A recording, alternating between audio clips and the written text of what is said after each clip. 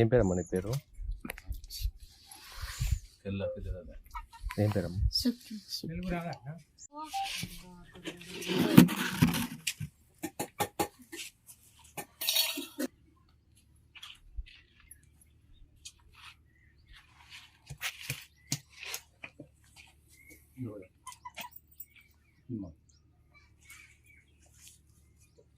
కాదు వాళ్ళకి దూలాలకి ఉన్నది కదా, దూలయ్య భార్య ఉన్నది కదా. ఎంతమంది వచ్చిండు? ఇద్దరట.